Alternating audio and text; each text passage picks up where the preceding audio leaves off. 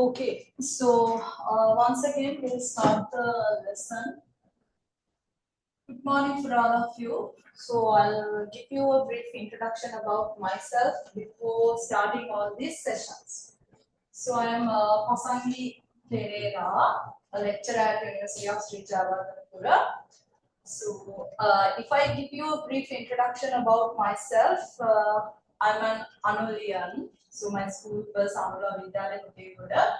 I did maths for A levels, mathematics, chemistry. I mean combined maths, chemistry, and physics was my subjects. Were my subjects, and then got selected to do physical science degree at University of Sri Jagadapura in the applied science faculty. So there I selected. We have to select actually three main subjects. So I selected mathematics, statistics, and computer science there. And then in first 2 years, after completing my first 2 years, anyway, we had to do all these three subjects. So after completing my first 2 years, I was able to selected to do specialized in both maths and computer. Out of those two subjects, I selected computer science. So I was able to complete my degree, BSc Honours in Computer Science with the second class upper division with 3.6 GPA. That was about my basic degree. And then after that, I worked in corporate sector as a business intelligence developer for almost 6 years. During the COVID period, I got the opportunity to join as a contract lecturer at University of Sri Jagadapura, but it's for the arts faculty, Department of ICT. We call the arts faculty as Humanities and Social Sciences. So in that faculty, there is a department, ICT department. So I got the opportunity to join there as a contract lecturer. Once I completed my first year, I got an opportunity to join as a permanent lecturer. So I joined there as a probationary lecturer. I have worked there for 4 years. Now I have completed my probationary period, and now I'm a confirmed lecturer there, Department of ICT, Faculty of Humanities and Social Sciences, University of Sri Jagadapura. So during the COVID period, I was able to finish and complete my master's as well, MSc in Business Analytics at Robert Gordon University. So I was able to complete that as well. So now I'm looking for PhD. So my research areas are data science, business analytics, business intelligence, and computational mathematics. Those are my specialized areas, research areas. So if anyone interested in those areas, you can contact me as well. Now this is my second batch tutoring and also lecturing for the business analytics course. This is my second batch. This is my second batch. So we'll see how the entire course goes. Anyway, we have like 8 to 9 weeks to complete the entire course. So in this business analytics course module, actually we have some theories to complete, and also we are learning the R tool as well. So I'm doing some practicals as in-class assessments and also in-class workings. Have you all learned R before? So, what are the coding languages you have learned so far? Java, Python? No. C++, Java and C++ both. That's all. Okay. So, okay. Now, when it comes to R, we will be learning about R as well. Anyway, the coding tool will be R. If you have learned Python, then it's easy for me to do this. I mean in R, but that's fine. R and Python both are scripting languages, so we'll work from the scratch.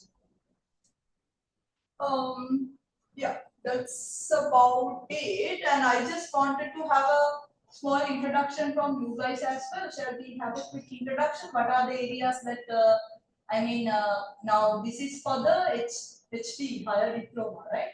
Higher diploma, and what are the modules that you have already followed? And I guess there are 2 or 3 batches, not 2 or 3 areas. Computer science ones. All of you are in computer science ones. CSE, software engineering, SC, all of you. Okay. I just wanted to know now, have you done your O levels? Have you done your A levels? So how you joined here, and also what is your ambition? Are you currently working? Maybe there are so many students now we can see as freelancers. There are so many students who do these ones. If you have any prior experience about business analytics, that one also. I just wanted to know about these ones. We'll have a quick session, introductory session. It's like a round robin session, and then I'll start the lesson. Let's start. Do you want like 2 to 3 minutes to be prepared? Yes or not? Yes. Okay. Now it's 11:17. I'll start it sharp at 22. 11:22.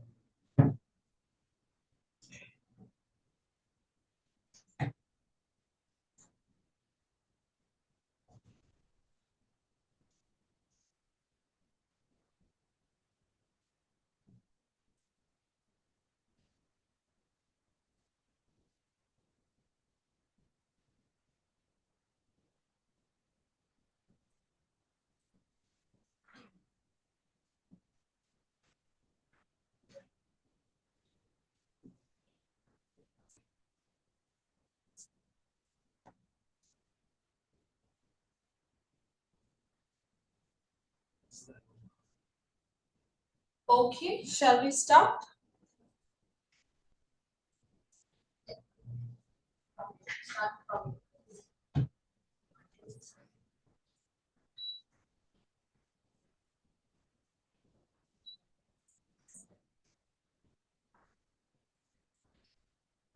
See the results?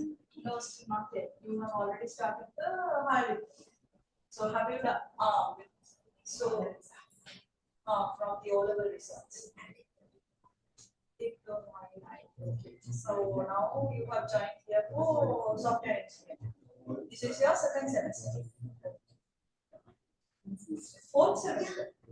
Okay. Is it a 2 years course? Yes. HND, right? Then it's kind of a top-up one. So first you have to complete the diploma, and then you have to go for the HND, and then the degree will be 1 year. 1 year. Yep. Right. Rush me a second, okay?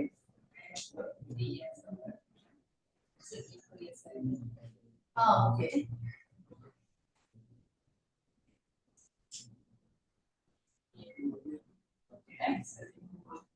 All right. Okay. Good. Okay. That's good. You? Yes.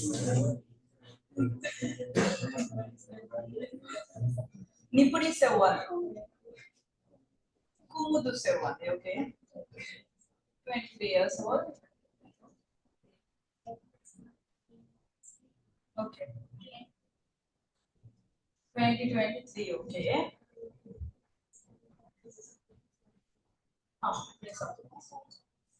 Okay. So what about your results for others? Oh. Harushi. Okay.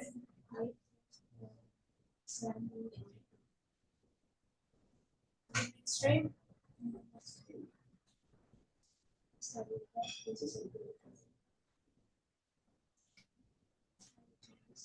Okay. Guys. Kisara. Kisara. Sorry? Kisara.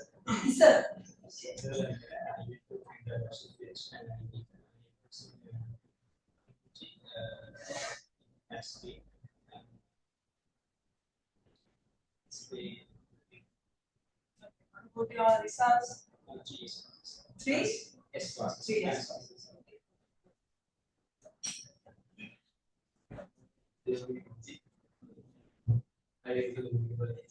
Look very good. Yes. Okay. I did almost. Okay.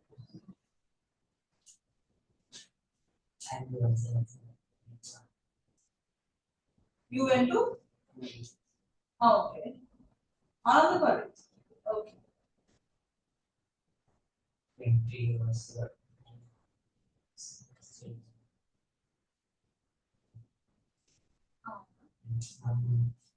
Okay, good. One question. Johan. थोड़ा खाना है ना वहाँ ये जाएगा हमें क्या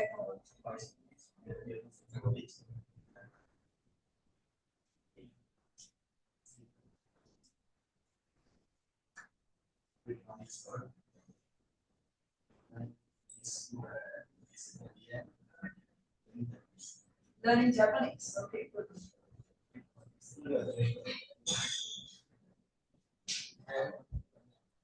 Okay.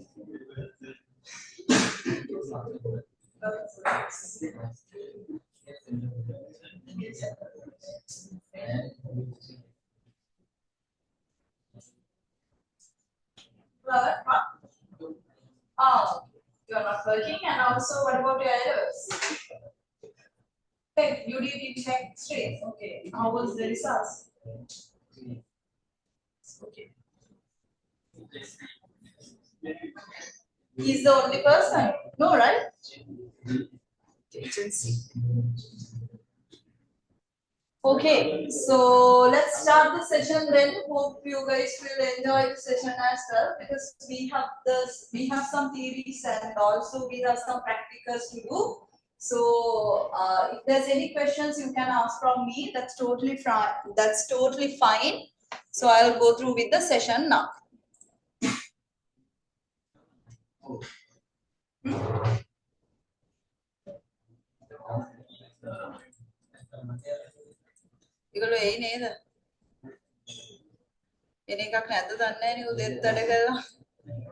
Okay, so if I move from here,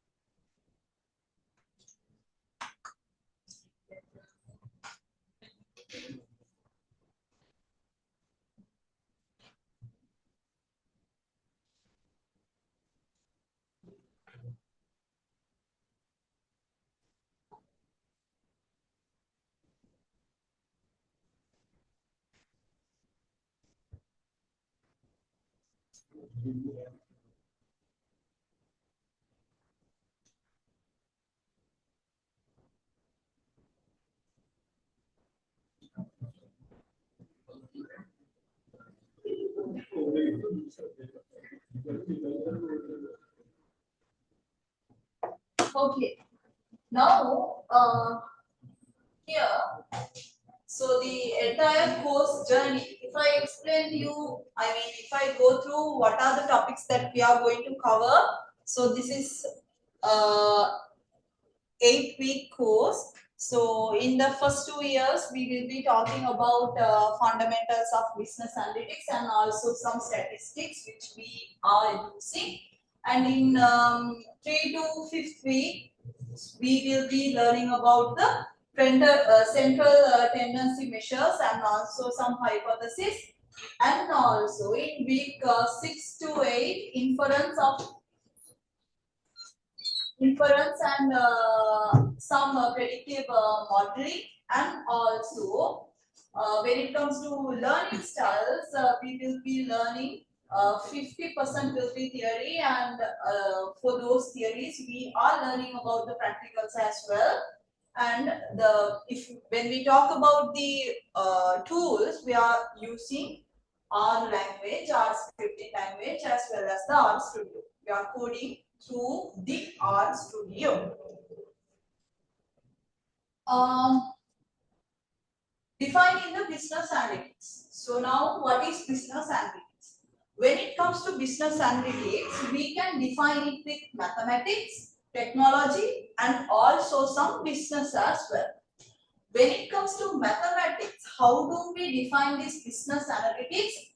When it comes to business analytics, actually it's a combination of all these three.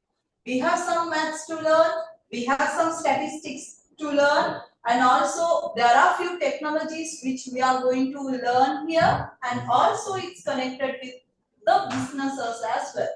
So when it comes to mathematics, we have to learn about the statistical algorithms, probability models, which are much used, and also some quantitative methods. Not only quantitative methods, we will be learning about qualitative methods there. And in technology side, mainly we are using R language and also RStudio, big data architecture, and some cloud computing environment as well. With the business areas, strategic context, decision framing, and the ROIs. These are the main topics that we are covering. And also when it comes to business analytics is a combination of all these three: mathematics, technology, and the business. Then data driven decision making. why we should learn this business analytics? Actually, business analytics anyway, it's the context is data. We should have proper data. We should have proper data when we do some analytics. So when it comes to business analytics also, the context might be different, but anyway, we should have data to analyze all this data and do some interpretations, do some visualizations, or else maybe sometimes we will take some inferences, we will take some decisions from all these findings. That's what we should learn. So here in data-driven decision making, why all these data matters.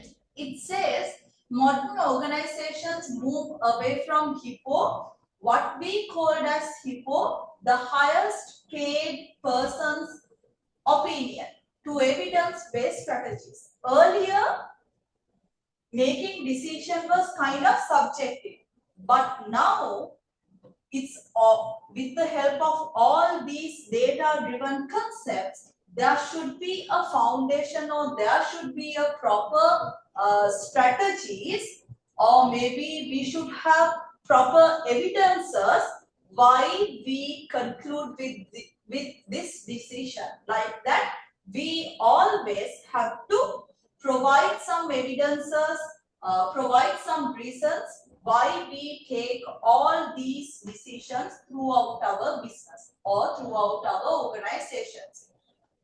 With this data, with these findings and everything, we can reduce the operational uncertainty. And also, we can identify the hidden revenue patterns or hidden revenue streams. And also, it will enhance the customer personalizations. And also, we can have more real-time competitive advantages with this business analytics or maybe with this decision-making processes. When it comes to analytics maturity curve, you can see there are 4 stages. As the first stage, we do some descriptive analytics. As the second stage, we do some diagnostic analytics. And as the third stage, we are moving for the predictive analytics. At last, we are moving to this prescriptive part.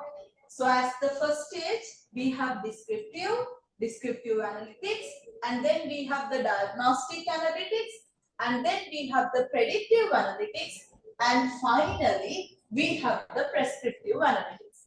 That's what we have. So here, when it comes to the data analytics maturity curve, this is how we can move from the insights to insights to foresights as well. With the descriptive to prescriptive, we will be learning each and every analytics in future slides. In next 4 slides, what is descriptive analytics, what is diagnostic analytics, what is predictive analytics, as well as what is prescriptive analytics. So let's move to the descriptive analytics. Now, what is descriptive analytics? In descriptive analytics, mainly we are focusing on what has happened already. There, we are learning about the past data, historical data. So here in descriptive analytics, always we are trying to find out what has already happened. What happened? So the foundation of all analytics, that is the descriptive analytics, what it do, it summarizes raw data to provide historical context. That's why I told you it's already connected with the historical data, with the past data. We are analyzing all this past data. So the foundation of all analytics, it summarizes the raw data to provide provide some historical context. What is the goal on here? The goal is maybe finally we can have some visualizations, or maybe we can have some physical reports as well after analyzing all these historical data. What are the tools that we can use throughout this descriptive analytics stage? We can build up so many dashboards. Now we have Power BI, ClickView, ClickSense, Tableau, and also with this AI we have Google Analytics, Google AI, and what else? There are so many tools that now which we can use. When it comes to tools, we can build up all these dashboards. We can build up KPIs, key performance indicators. All these ones are there, and also some charts. When it comes to charts, we have tables, bar charts, line charts. Whatever we can do according to the context, we can use all these visualization types. So an example is there. Our sales grew up 15% last quarter in the Western Province.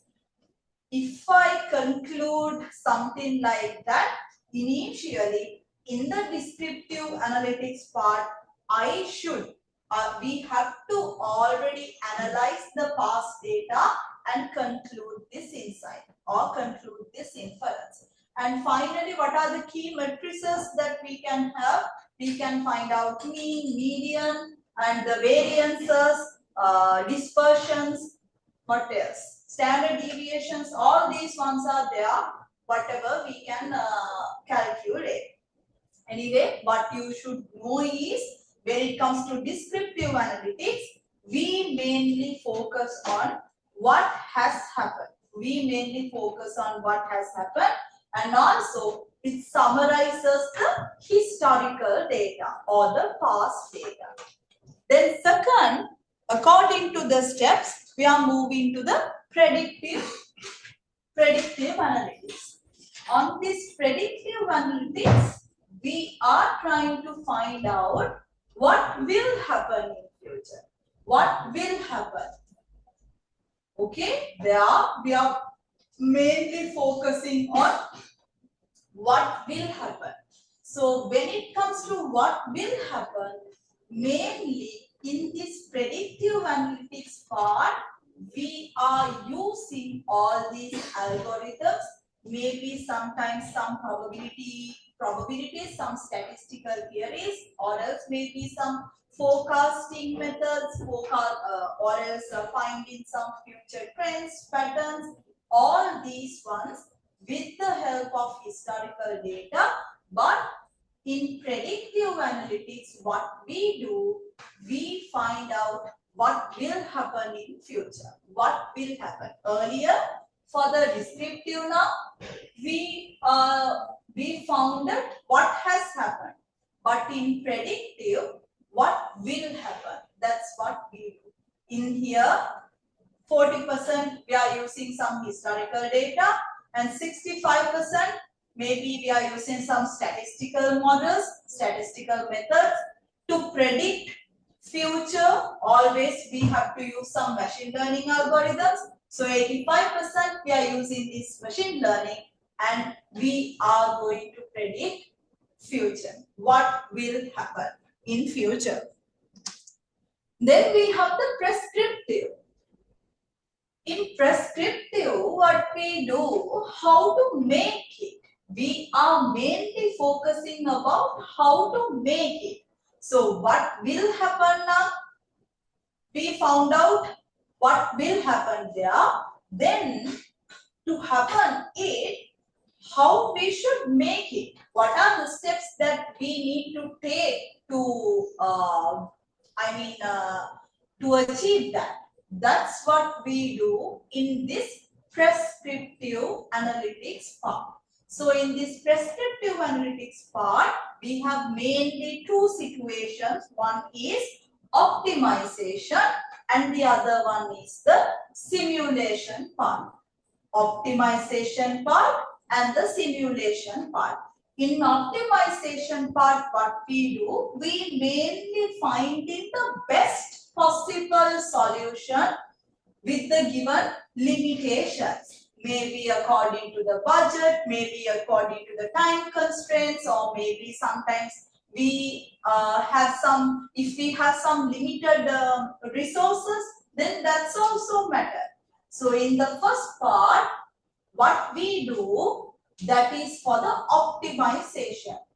In that optimization, we are finding the best possible or the most suitable solution according to the given constraints, according to the given limitations. But in here for the simulation side, it's not like that. Under the simulation, the testing, what if scenarios in a risk-free environment, we are using few models to apply these what if scenarios, but in simulation now what we do, we mainly focus on what if scenarios, what if scenarios. But in optimizations, what we do, we are just finding out the best possible solution according to the constraints what we gave them. So in prescriptive analytics, we normally suggest specific actions to take, and also it will help to leverage all these optimizations and also some heuristic algorithms to guide automated decision making. This is where we started the automate decision making process. So an example is given, Uber's surge pricing. You can see in your Uber application when it comes to traffic, I mean, maybe some office hours wage when put 4 to 5 wage, they have put some additional feature. It's like a surge time make when put the prices are increasing. See the example, that's where we apply those ones. Uber's surge pricing, or else maybe sometimes they already, if there's any traffic, they try to avoid those routes and try to optimize their route, so they can save their time, as well as they can mainly the cost also reducing from our side. So remember, we have the optimization part as well as the simulation part. Then, friends, in year 2025, now though we learn normal traditional business analytics, it's not enough now, because we all have to use, we all have to develop, and we all have to deal with AI as well. So always whatever you are learning, just connect, just try to learn it with the artificial intelligence, because in future anyway we also, what we learned is not enough now. So we have the proper foundation, we have the proper base, but according to the technologies, with all these technologies, what we should know, we also have to learn these AI things, how these BI technologies or business analytics one related to this artificial intelligence, how we can get the help from these AI. Otherwise, we also can't keep on track. So what are the trends that we have in artificial intelligence and big data? We have the generative BI solutions, and also there are so many edge analytics, and also we should have a proper understanding about the data ethics, new data ethics, since the base is data. So when it comes to generative BI, using LLM, we have ChatGPT, Gemini, what else? LLM means large language model. I don't know whether you have already heard these ones. But anyway, you are in SC field. So here LLM means the large language model, but we learned in ChatGPT, Gemini, and all these tools. So generative BI is there using LLMs like GPTs to query data in natural language. So we are not using mainly the SQL earlier as a tradition. We used SQL, but now we are learning these. We are using these LLM models to train all this data to follow the entire 4 stages of analytics. And then we have the edge analytics, that is processing data directly at the source. Mainly, we are using some IoT devices. We can use so many IoT devices. We have beacons, we have cameras, we have sensors, which gather a lot of data. So now in 2026, most of the people are working with IoT devices for instant actions. And in the data ethics part, we have privacy preserving analytics, and also some algorithmic bias mitigations are there.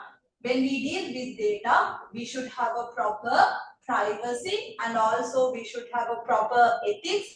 When you do kind of a research also, you may have to have a proper data ethics to follow, because most of the time you can't use some sensitive data in your researches. So, and also always try to find out, or again, always check with the privacy, whatever you are collecting when you collect all this data. So go with these ones. Here for the AI and the big data, we have to have a proper idea about the generative BI, edge analytics, as well as the data ethics. And then, yeah, when we think about these global industry applications, these are few applications that we are using in business sectors also. We have so many applications, financial sectors, in banking sectors, what else? In healthcare sectors. So there are so many healthcare and the IoT, healthcare plus IoT. Some personalized Medicare applications. They can easily find out, they can easily prevent some huge diseases as well. Early detection methods are there with the help of this healthcare and the IoT devices. We have smart watches. All these ones generate a lot of data.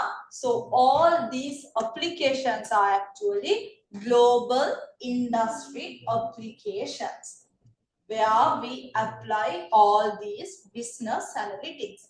We are using these analytics in retail and finance. We are using these ones in healthcare industry. We are using anywhere, anytime, all these business analytics tools. So this is also kind of a case study. You all can download this case study. It's freely available. Just as a homework, in this week, you can easily find out this Amazon case study and study it, how they have conducted this entire case study. So this is also for Amazon, the anticipatory shipping model. What we had was actually Amazon doesn't wait for you to click buy. Their predictive algorithms start moving items to local hubs before you order. So as a summary, in that case study, they analyzes millions of mouse hooves, and also they were able to reduce the delivery time by 50% at the end of this entire case study. I mean the findings, from these findings of this case study, and also they were able to optimize inventory cost globally as well. So please go through. I have already shared all these slide set with Mr. Madhushan. So he will send all these slide sets with the practical ones as well. So you all can find it out. in internet, read the case study and get a proper knowledge and come. Next week we'll discuss about that. So that is about the case study. And then what do we have? Okay. Now today, according to the session, actually we have to have a proper introduction about business analytics, and then we are starting about the R. Can you all switch on the computers and just check whether RStudio is available?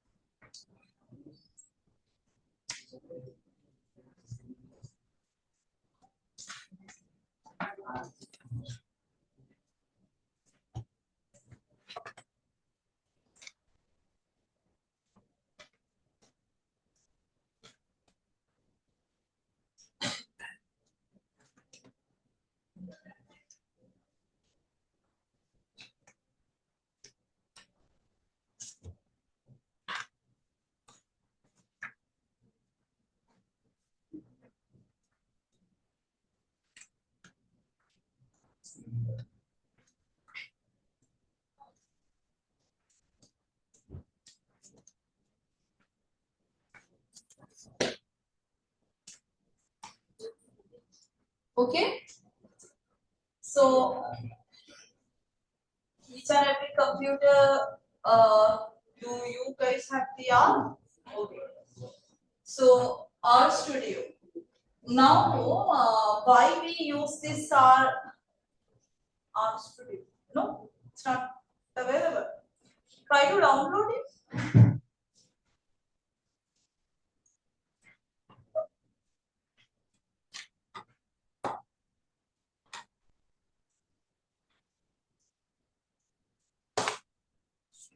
Yeah. Mark the attendance as well before moving to the practical session.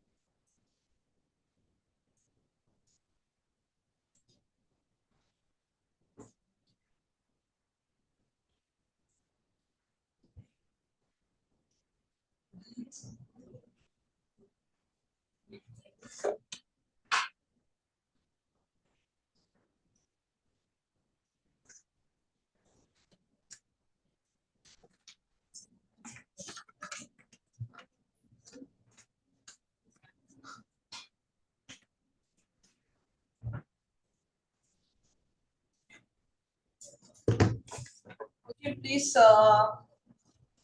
hands up for say present.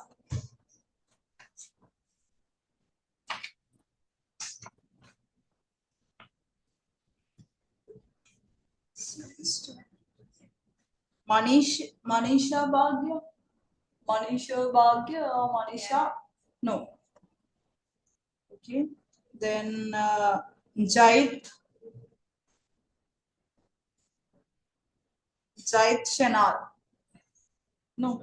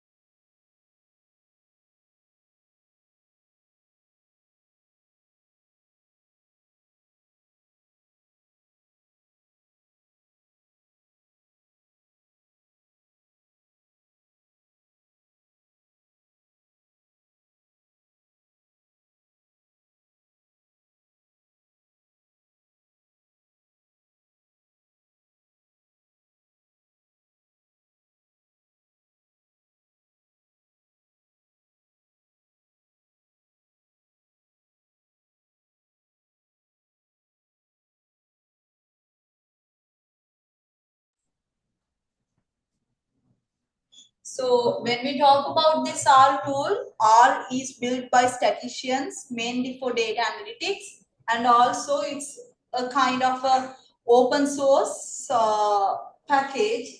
Open source means it's freely available, and when we talk about this data visualizations, there are so many packages, free packages which we can use, ggplots, and there are so many packages which we can use for visualizing and also interpreting. We are discussing these ones in future, and also highly reproducible research workflow. When we do some researchers, when we do researchers with the data, maybe qualitative data as well as quantitative data, we can use this R for visualizations and everything. That's about R, a kind of a introduction, but we are learning this R each and every day. Okay. If I move to the theory part, sorry, the practical part.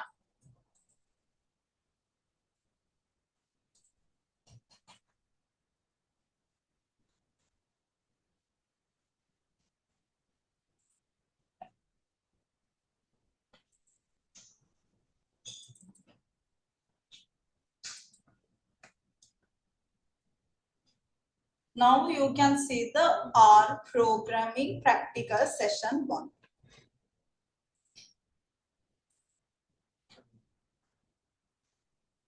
As the to practical, today we are learning about the setup. Anyway, it's already installed, but in our university now they are trying to give that experience as well to students. So students will install these kind of ones, but anyway, it's here already installed. So setup and the extending are how we mastering all these packages and how we install all these packages, and also kind of a small exploration about the RStudio. So when it comes to setup, configuring R and RStudio for professional data analysis for business analytics, and also extending R, mastering packages, installations, and the library management. There are some libraries, special libraries for some special tasks. We are using those ones. And for exploration also, handling basic objects and the exploring inbuilt data sets. Remember, at the end also you have a coursework to do. There are no exams, as I know. In the previous batch also we didn't have any written exams. So you all have to do all these practicals. There is a coursework to complete. So please prepare for that each and every day. Don't neglect these ones. Now, understanding R and RStudio, when you install, when we just wanted to work on RStudio, we should anyway first install the R language to your computer. So first, in your computer or machine, we should have the R language, and then we should install the RStudio, and then we can work with the CRAN, that is the global networking storing all these packages. So first you should have the R language in your computer, and then you should have a then only you can install the RStudio. So how do we install all these R packages and RStudio in your computers? Mainly, you should search for RStudio. If I show you all these steps,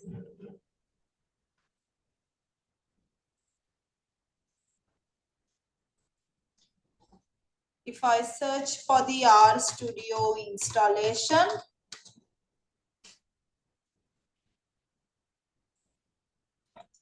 you can see here we have the POSIT.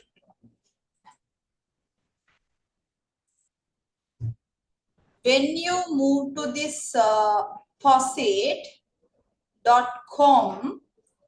okay,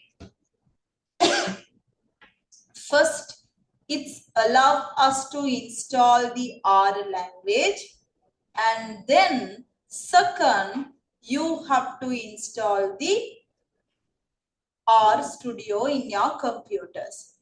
First you should install the R language to your computer. This is for Windows.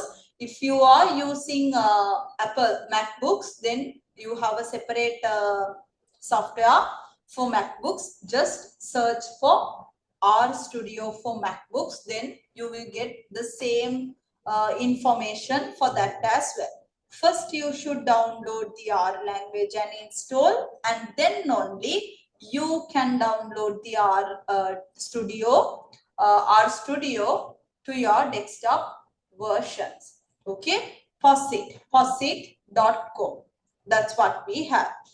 And then, so the R language, the statistical engine that performs the computations. And then when we talk about this RStudio, that is the copy. It's like, since you haven't learned about, anyway, you have already learned about the Java, where you code all these Java codes. Is it in NetBeans or what else?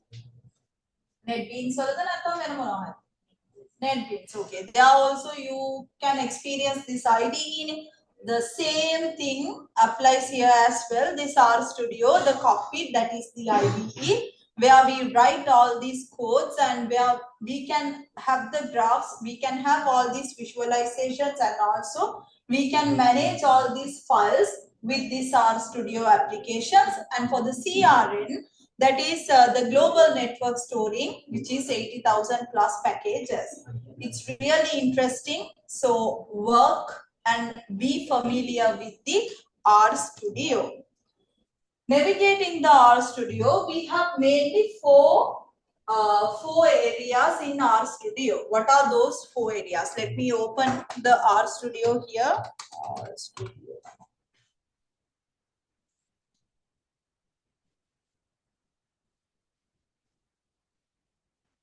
See, this is the initial setup. This is the initial setup that we have. You can see we have only 3 sections here.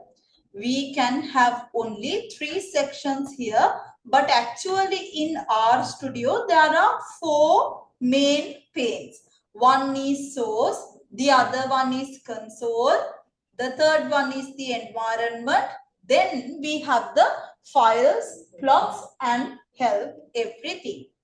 So here, if I go to this RStudio, we have the console application in left side, console area. Right side top, we have the environment, our environment. And in down, right side down, we have all the files, plots, packages, help, menu. Okay. Here we have only 3 separate panes. But actually, we should have a script file as well here because it's not there. So how do we add that script file? Here, you can go to File, New File, and add your R script. File, New File, add your R script. Then it will automatically add your R script here. Now you have 4 separate panes. The first one, left hand side top, we have the R script. Left hand side down, we have the console. Right hand side top, we have the environment. Right hand side down, we have the file, plots, packages, menu. These are the all 4 panes that we have. Okay, just check whether you also can get it.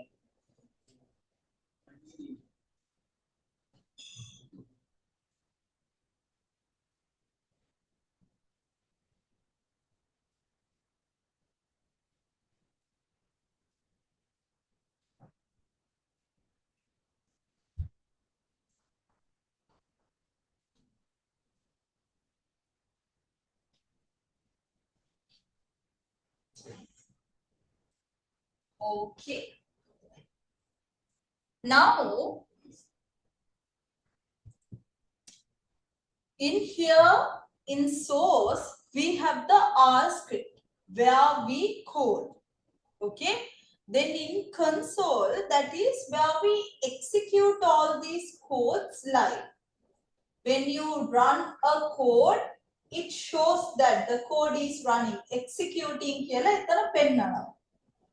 Okay, that's where we can see the execution of the relevant file live. Then in environment area, it will store all the variables and also it will store all the data there. You can see after doing some examples, you can see these ones there. How many variables are there and what are the data we have already saved. If you get an output like x is equals to 5, it's also appears there because 5 already assigned for the x.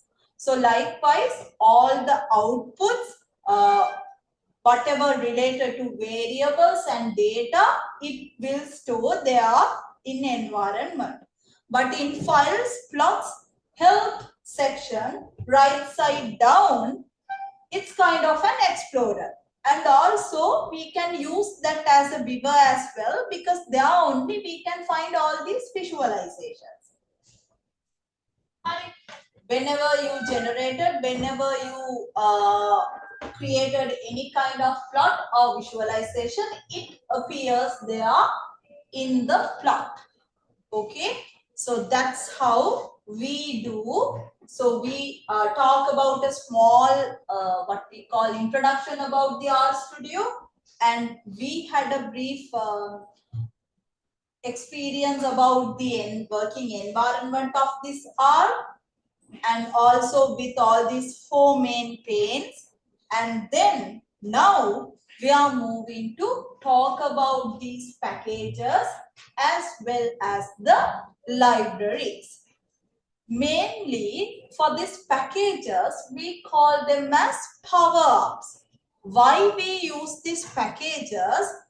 Because packages extend the R's compatibility. There are separate specific packages which we can use. For example, for plotting now, we have ggplots. Likewise, there are for special tasks, there are some inbuilt packages and also there are some outside packages as well, which is compatible with R, which we can install those packages into our project and then we can apply, we can work with those packages. So in here, as for a trial, we'll first install the tidyverse and also noticed packages here. We'll see how it runs. Okay, first try to code these and run.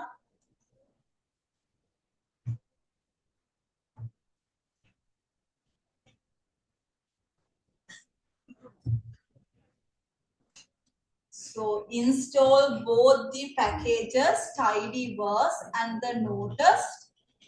Install those 2 packages first. Install from CRN. CRN means where we have all these packages.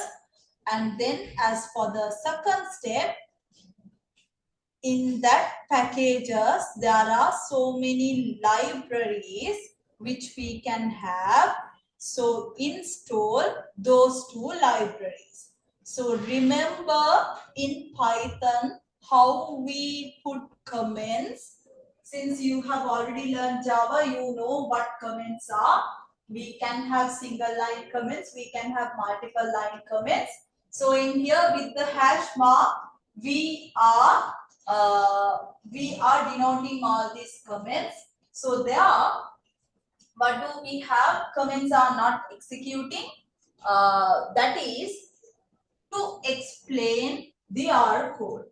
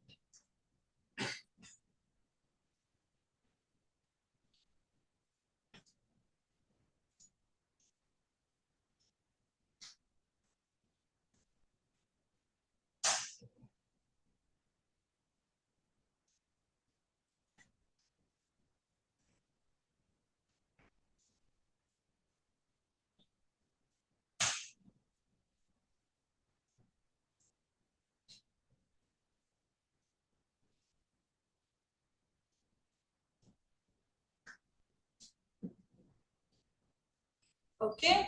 So what are the changes that you can see?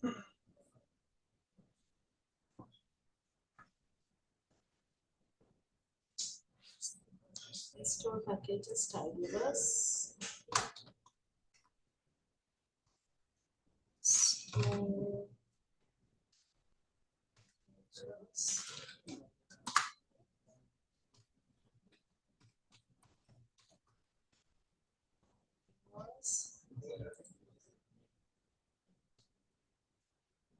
install packages noticed.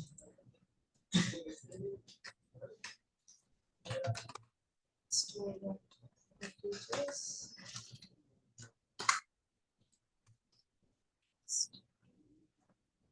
So you can select both these codes and run. See how it works. You can see the changes in the console. You can see the changes in the console.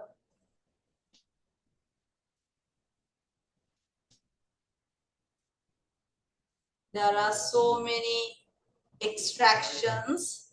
There are so many libraries here, but still we didn't execute the libraries. We still install the relevant packages here.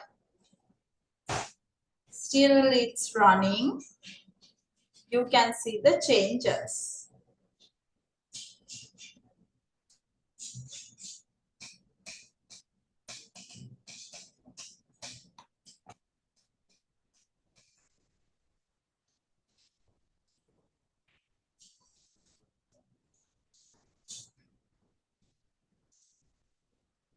Were you able to install the libraries as well?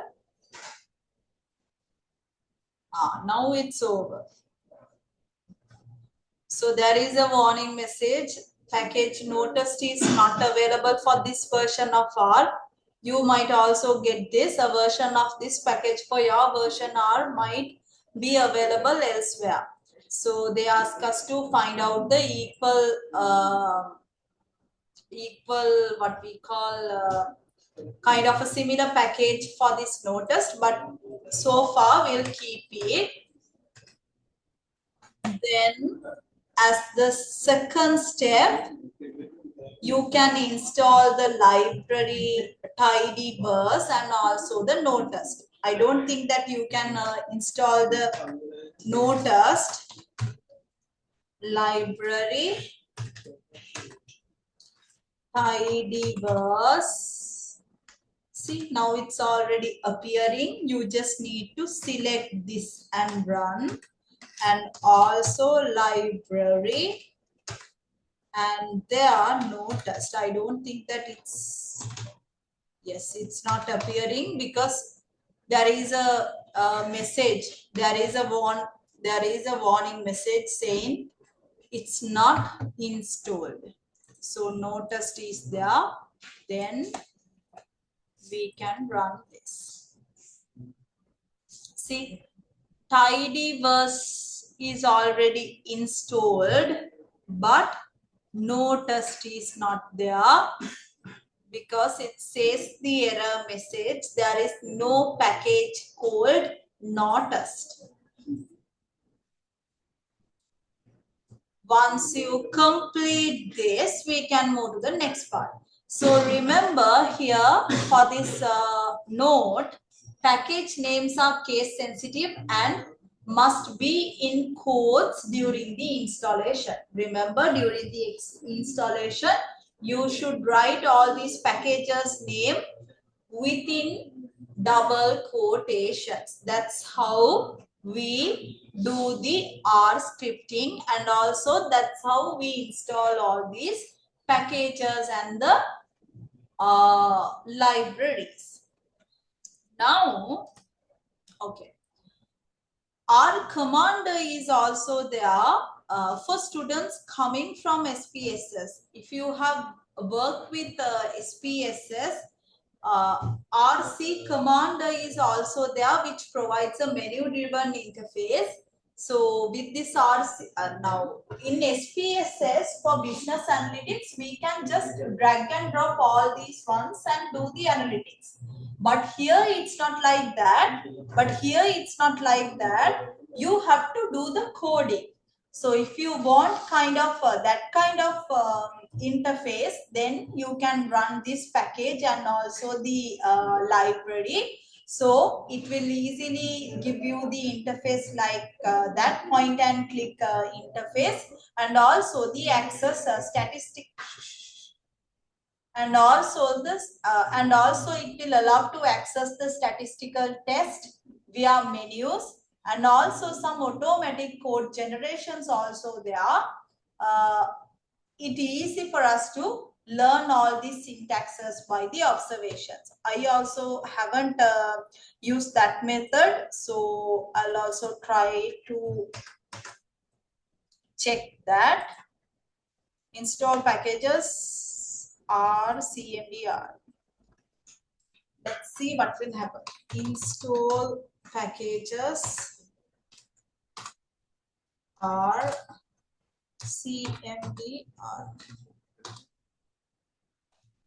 Let's see what will happen. Oh yes, it's extracting.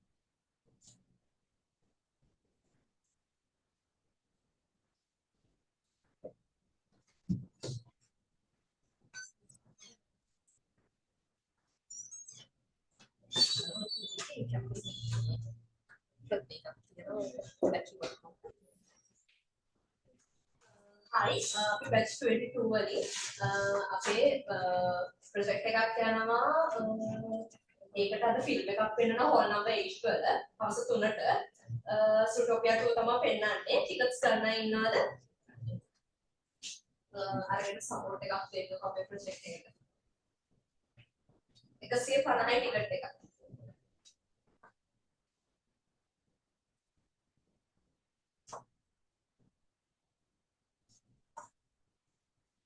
ගන්න පුළුවන්ද ticket එකක්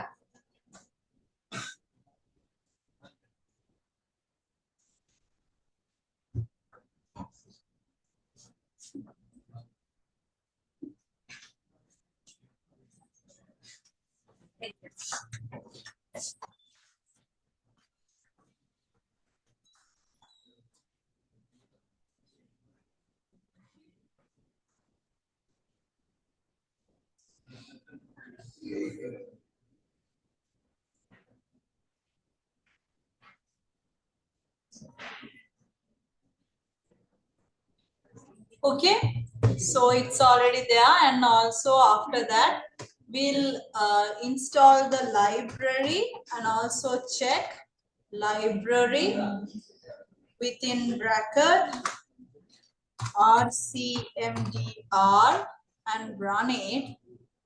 We'll see how the package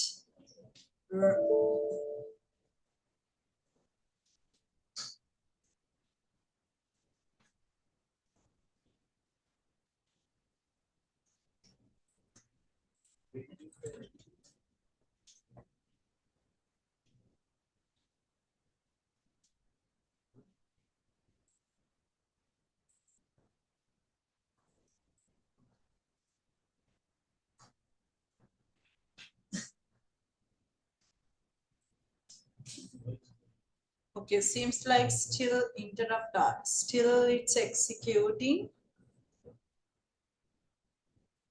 Because here it's in red color.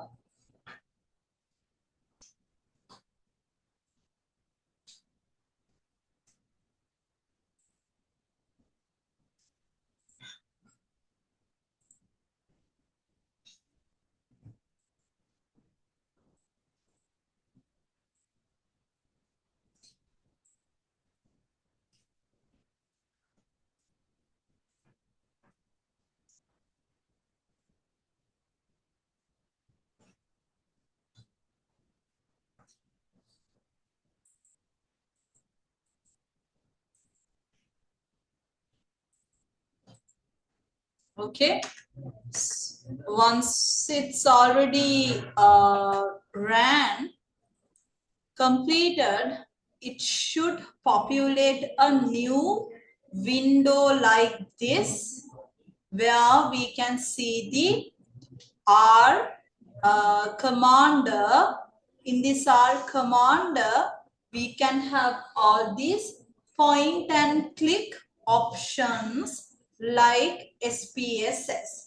So no need to do the scripting, no need to do any codings. You just need to add all these. You can drag and drop all these features. That's what we do here. Menu driven interface is available in R, like SPSS. And then, okay, now we are moving to the basic arithmetic principles. So here, when it comes to mathematics, we have four main arithmetic operations. We have addition, subtraction, division, and multiplication. Same thing applies here. As the first practical, you can type all these basic mathematics in your console and see all the instant results. For example, you can open your RStudio. Console is here. Still, it's not finished for running. How can I do this? Okay, let's see. So if I run 5 plus 10 and select it and run, I should have stopped this.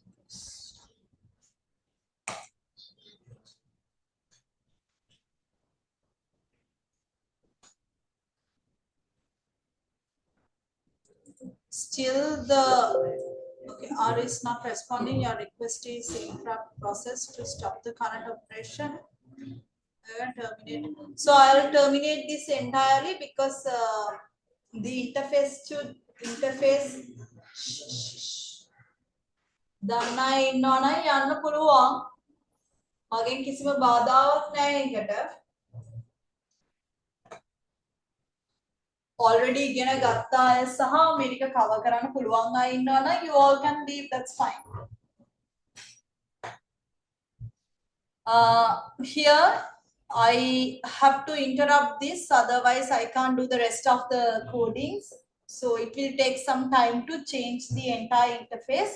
එක සාමාන්‍යයෙන් interface එකම සම්පූර්ණයෙන් menu driven interface එකක් වෙනවා. Click and drag and drop කරන්න පුළුවන්. So it will change according to that. Because of that, I'll interrupt this and move forward with the mathematical operations, arithmetic calculations.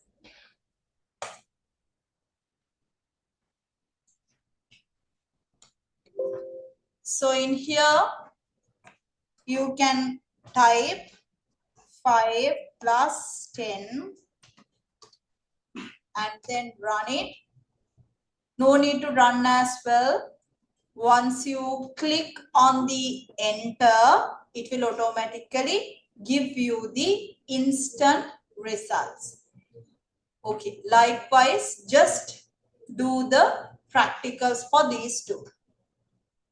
For basic arithmetic operations.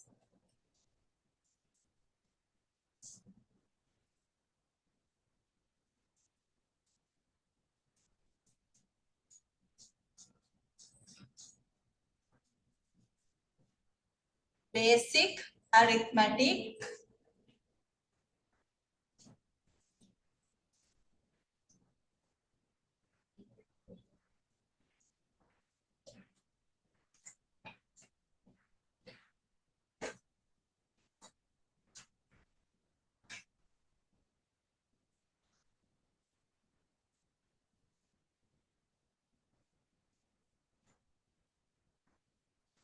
Check for the answers as well.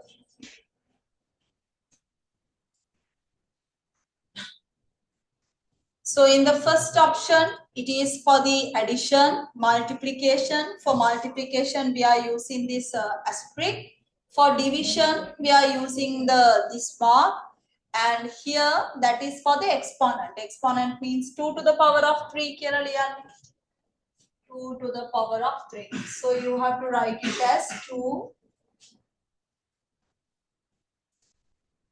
And for subtraction also, we have the same sign,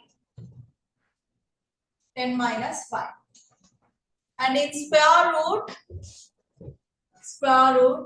of 144, and this log 10, and when it comes to absolute, that means it will return the positive value of this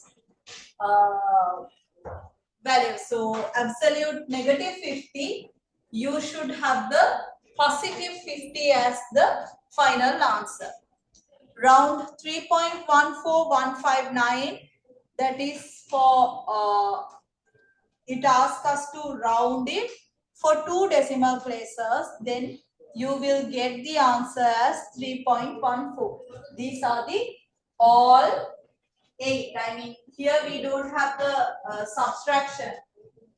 Subtraction is not available, so add that as well. For more complex mathematical operations, you can have all this.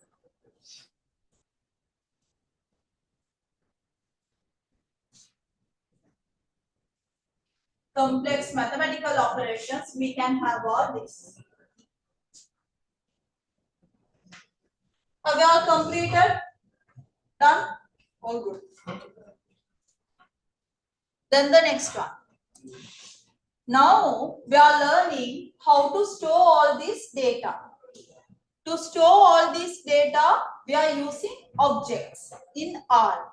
So we use assignment operator to store all these values. Assignment operator is this. Okay. So here, if I explain this code, what it says actually, we are assigning 50 to x value, we are assigning 20 to y value, then we are calculating or we are adding those x and y values together and store that final value in total. X, y total are the variable names. Remember, in R, we are working with vectors. We are working with vectors. Vector means a kind of a list of values. But in vectors, we can't have multiple data types in a same vector. So if it says all the data type, I mean all the values which we store in this sales vector, it should be numerical, integers. So you can't have the string values and integers, all these ones together in a single vector. If this vector is in integer form with numericals, then all the values inside that vector should also be numericals or integers. So here we created a vector C within bracket. You have to put all the list of the values there and then assigned it into sales. Here also we are using this assignment operator. And then we are calculating the mean value as well as the total or the sum of this value. Mean sales, so it will give you the mean value or the average value of all these 5. That means if we manually calculate it, what we should do, we need to add all these values together and should divide it from the number of values. So 100 plus 150 plus 200 plus 175 plus 250. We need to add all these values together and divided it from the number of values. So that is how we calculate this mean. Sum will be the total. Okay, do that test perfectly.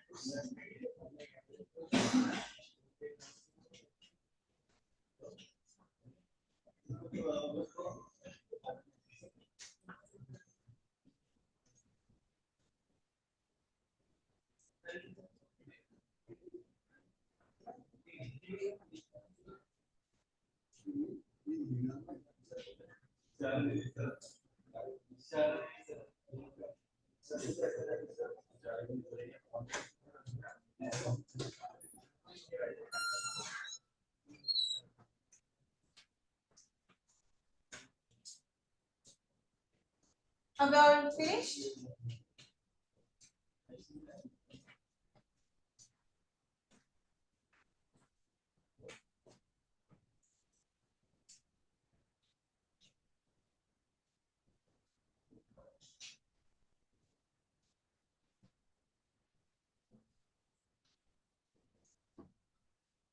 Library note test එක මම කලින් කිව්ව note test එක නෑ කියලා. ඔය version එකේ note test library එක නෑ. ඒකයි. ඒකට අපිට help එකට ගිහිල්ලා recent version එක මොකක්ද කියලා හොයලා තමයි apply කරන්න වෙන්නේ. other than that අනිත් ඒවා ඔයාලා.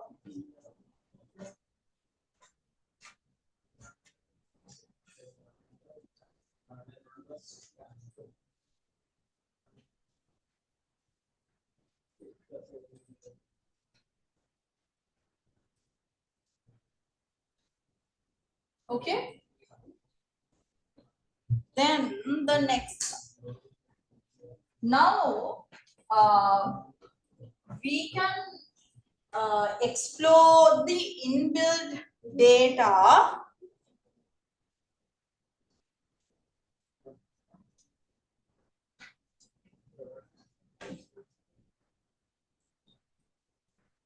okay. So when it comes to exploring all these inbuilt data means there are few multiple data sets which we can use with R. R එක අපි install කරනකොටම ඔය data sets ටික completely already installed වෙනවා. For those data we call them as inbuilt data. We can export, we can import all these data. So we can import those data from CSVs, Excel, SPSS files, anything. Here in this slide, it's talk about exploring inbuilt data. That means the data, whatever we already have, whatever we already get with the tool itself. So R comes with practice data sets like iris and MTCAS. These are the two main famous slides or two main famous data sets that we can use. So you can check for the entire two data sets, that is for the iris data and also the MTCAS data. So to view those data, you can go with this data iris and view. Then it will show the entire data sets with the headers. I mean the column names and everything. These are kind of few basic plots to check what are those data. Iris is the data set name. $mark will represent the variable name or the column name. So in the iris data set, we are referring to saper.length, saper.width. That's how we read these codes. Okay, check how the output goes. Do the same thing for the now here we have the iris. Now do the same thing for the what? MTCAS as well. Check what are the features we have.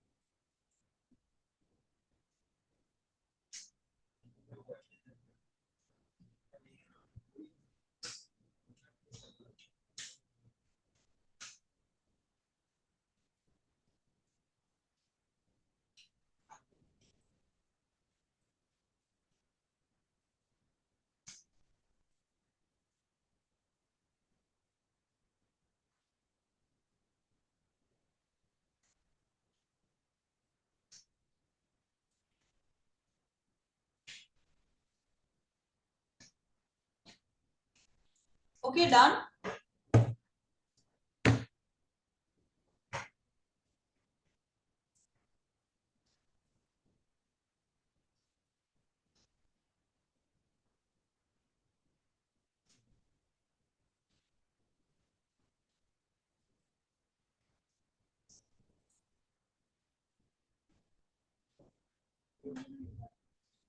display වෙන්නේ ඔයාලා යට top එක type කරාම අතන assignment operator එකෙන් වෙන්නේ value එක assignment එක value එක total කියන variable එකට assign කරගන්න එක විතරයි. ආයෙ ඔයාලා එතනම යටින් දෙන්නකො total කියලා කියන්නේ.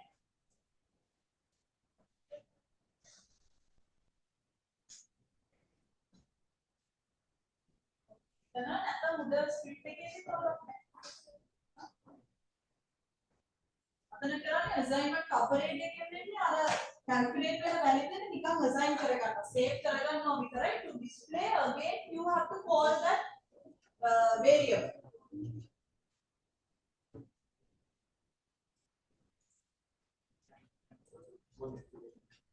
හරිද? එතකොට iris එකයි empty cast එකයි දෙකම බලුවද? empty cast එකෙත් බලන්න මොනවද තියෙන data sets features, variables and all. empty cast.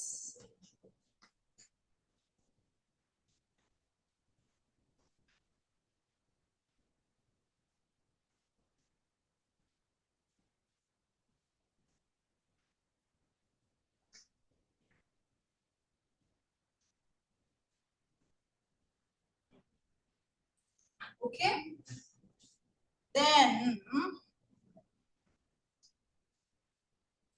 so here essential data commands. When it comes to essential data commands, we are talking about mainly 3 data commands. Ekak tamai head data, head within bracket data. It will with that code we can view the first 6 rows. Are ඉස්සල්ලාම අපිට බලා ගන්න ඕනේ පොඩ්ඩක් මොන වගේ data set එකක්ද මේකේ. You all can understand Sinhala, right? හරිනේ? සිංහල තමයි හොඳට තේරෙන්නේ. right, okay. කෙනෙක් හිටියේ නේ. Okay, එතකොට මේ head එකෙන් head within bracket data කියලා කිව්වම මේකෙදී අපිට සාමාන්‍යයෙන් entire data set එකම ගැනම idea එකක් ගන්න ඕන නම් what we can do, we can run this code. එතකොට අපිට output එකේදී හරියටම පෙන්නනවා it will view the first 6 rows of the data set. අර data set එකේම තියෙන පොඩි idea එකක් ගන්න පළවෙනි rows 6 ඒගොල්ලෝ හැමතිස්සෙම පෙන්නනවා. That is for the head within bracket data. Head within bracket data. And then for the string str stands for the check the structure. str data එක දුන්නාම completely str data. කලින් එකේ it goes as head within bracket data. Then we have str data. For the str data, it will give us the structure. str stands for structure. මොන වගේ structure එකක්ද තියෙන්නේ? ඒක run කරාම you will get types of all these variables. A variables වල තියෙන data type එක මොකක්ද කියලා ඔයාලට පෙන්නනවා. And then finally you have the summary.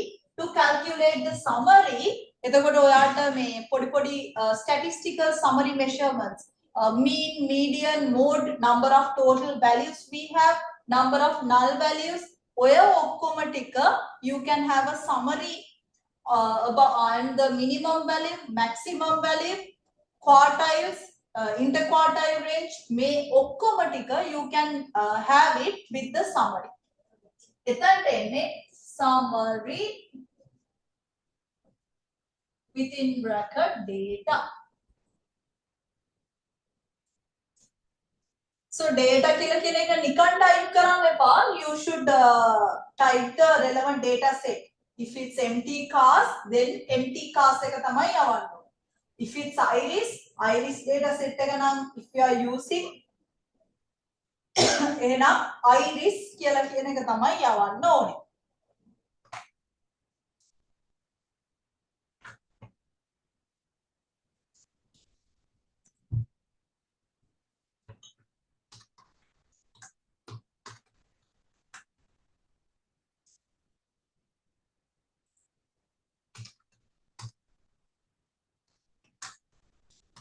Always code in your R script. Console just a terminal. It's kind of a temporary window. ඒකේ අපි කවදාවත් code කරන්නේ නැහැ. It will show us the results. Actually, not the results are whether the entire code is running, execution steps. ඒවා තමයි එතන පෙන්නන්නේ. If there are any errors, you can check for the errors. ඒ ඔක්කොම තමයි මෙතන පෙන්නන්නේ. හැබැයි always as a good practice, try to code it in the R script. හැම එකම R script එකේම code කරන්න.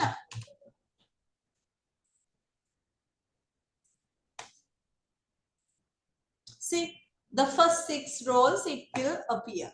Same thing for the empty cars as well. Empty කියලා type කරාම සාමාන්‍යයෙන් see the entire data set. It will display the data set as well. So you can just select it and run it. That is for the head. And then we learn for the structure str, then the object, again iris data,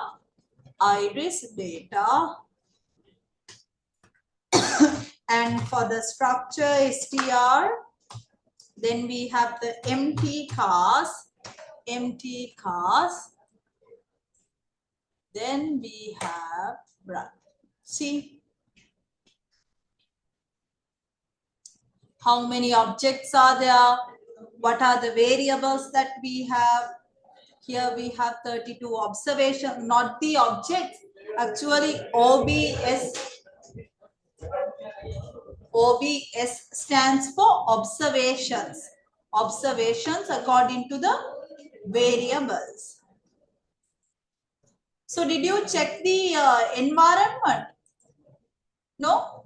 You can see the running outputs, all these ones are there. See, head iris, head empty cars, string iris, not string, structure iris, structure empty cars.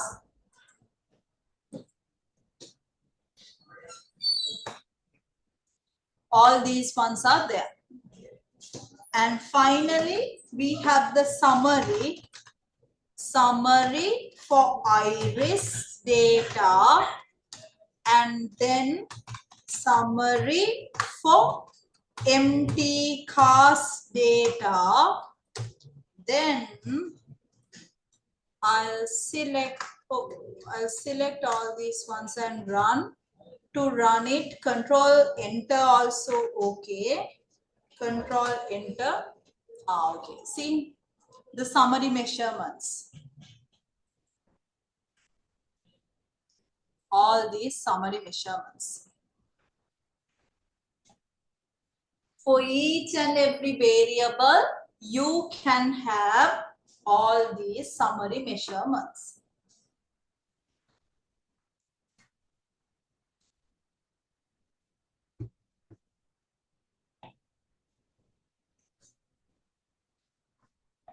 Any questions so far?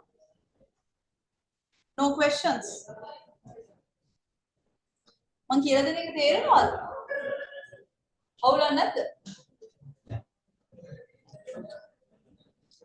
So there are another 3 slides. How to import an external file. We can import some CSV files. CSV file and also XLS. That means some kind of Excel files and SPSS files, as I told you. Yeah, that's it. So we'll do the importing external files next week. We'll download some Kaggle data sets and try to export it.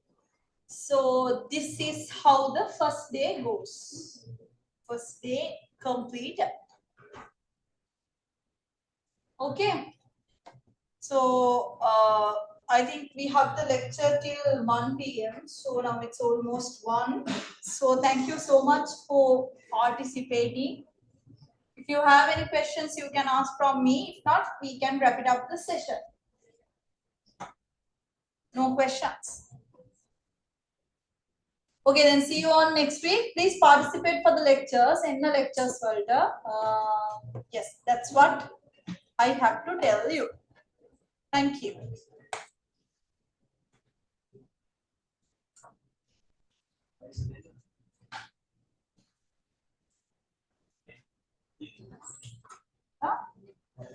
අද විතරයි නේද කියලා හැම මගෙන්ද?